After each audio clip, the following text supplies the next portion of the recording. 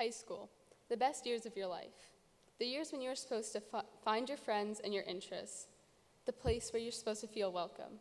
But on the first day of school, where should you sit? There are all the tables, but everyone knows that there's a classic, cliche cliques associated with high school.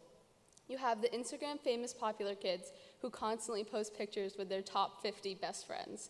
Then you have the movie obsessed geeks, the nerds taking all AP and honors classes. You have the jocks who practically live at practice, the band nerds who will never stop talking about band, and the theater kids who will perform a full Broadway musical at the drop of a hat. These groups are all seen as separate entities, and everyone knows that these groups do not get along. But what about those who do not belong in one group?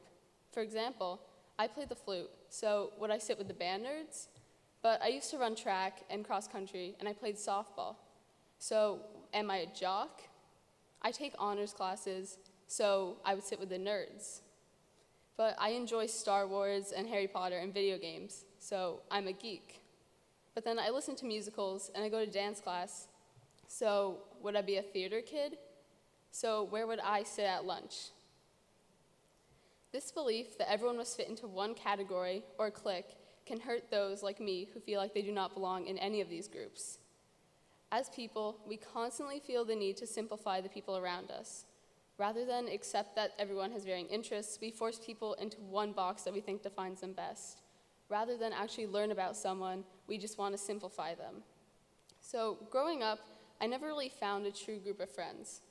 I talked, and I was friends with some of the popular girls, but I was not really like them. They all played sports like basketball and softball, so of course I joined too. Although I did enjoy these sports, I still did not fit in. At practice, I would constantly talk about band and playing the flute. I thought it was so cool, and they all did not. I would constantly talk about band, and obviously they were not in band, and they could not relate to me, so they thought I was an outcast. So because of this, I almost considered quitting band, but I did not because I loved it so much and decided that it was better to keep my interests. By trying to fit into this box of being a popular girl, I almost lost one of the aspects of my personality.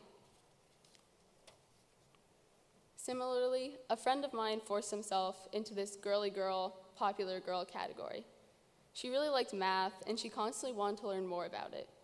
You may be thinking, okay, that's an actual nerd, but trust me, there's so much more to this person than just their smarts.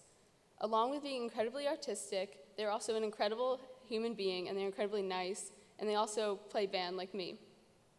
But their friends all made fun of them for wanting to pursue one of their interests, math. My friend even grew out their hair, even though they liked it better short, just to try and fit in with this group. The weirdest part is that all along my friend was still in honors classes, and was basically at the top of every class, but everyone associated with this girly girl group just because of their friends. As soon as they found friends with or more like nerd people, everyone considered them as a nerd.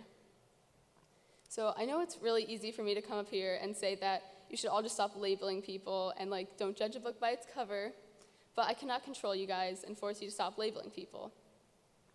Many times labeling someone is just a much easier alternative to actually getting to know them.